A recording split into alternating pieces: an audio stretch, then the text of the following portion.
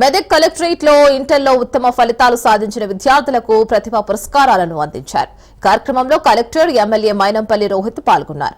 తెలంగాణ ప్రభుత్వ విద్యా వైద్యమే ప్రధాన ఎజెండాగా పనిచేస్తుందని ఎమ్మెల్యే మైనంపల్లి రోహిత్ తెలిపారు. కార్పొరేట్ కు ధీటుగా ప్రభుత్వ కళాశాలల్లో విద్యాబోధన అందిస్తున్నామని అన్నారు. విద్యార్థులు ప్రతిభా పురస్కారాలను అందుకోవడం అభినందనీయమని అన్నారు. రామయ్యంపేటలో 200 కోట్లతో యంగ్ ఇండియా రెసిడెన్షియల్ స్కూల్ ను మంజూరు చేసుకున్నామని అన్నారు. విద్యార్థులకు అందరికీ కూడా మరి పేరున మనస్ఫూర్తిగా హృదయపూర్వకంగా అభినందనలు. అదేవిధంగా I like to congratulate each and every student here.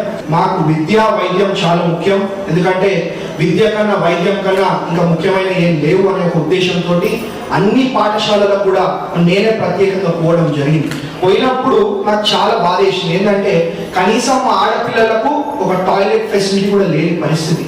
అట్లాంటిది మరి వాళ్ళ నేను గెలిచి 14 నెలలు అయితే ఉన్నది. మరి 14 నెలల లోపలనే అన్ని స్కూళ్ళల్లో కూడా ఇవాళ టాయిలెట్లు మనం ఆడపిల్లలకు కట్టుకోవడం జరిగింది అని చెప్పి తెలియజేసుకుంటా ఉన్నా.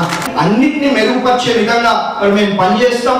మీకు ఎటువంటి సమస్యలు, ఎటువంటి కష్టాలు లేకుండా మరి మీకు అండగా ఉంటూ మరి మీరు మంచిగా చదువుకొని ఉన్నతమైన స్థానానికి పోయే విధంగా మేము కూడా మరి మా సహాయ సహకారాలు మీకు అందజేస్తామని చెప్పి మీ అందరూ కూడా మాటిస్తూ మరి నేను ఎమ్మెల్యే కాగానే మన మొట్టమొదటి లెటర్ 10th అదేవిధంగా ఇంటర్మీడియట్ స్పాట్ వాల్యుయేషన్ సెంటర్ల కోసం పెట్టడం జరిగింది.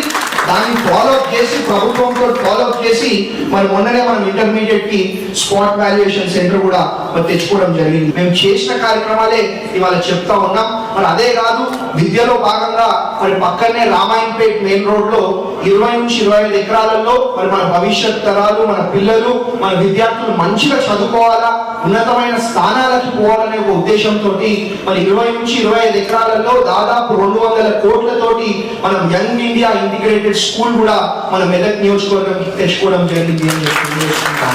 మరి మా పిల్లల స్కాలర్షిప్ ఆగిపోయింది, 5-6 ఏళ్ల నుంచి ఆగిపోయి ఉండే. కానీ నేను వచ్చిన వెంటనే దాదాపు 3 కోట్ల రూపాయల స్కాలర్షిప్. ఫస్ట్ పిల్లలు మంచిగా చదువుకోవాలా, వాళ్ళు మంచిగా ఉంటేనే మన భవిష్యత్ బాగుంటది, భవిష్యత్ తరాలు బాగుంటదనే ఉద్దేశంతో 3 కోట్ల రూపాయల స్కాలర్షిప్ కూడా మరి ఇమీడియట్ గా తక్షణమే విడుదల చేయడం జరిగింది అని చెప్పి తెలియజేసుకుంటా ఉన్నా.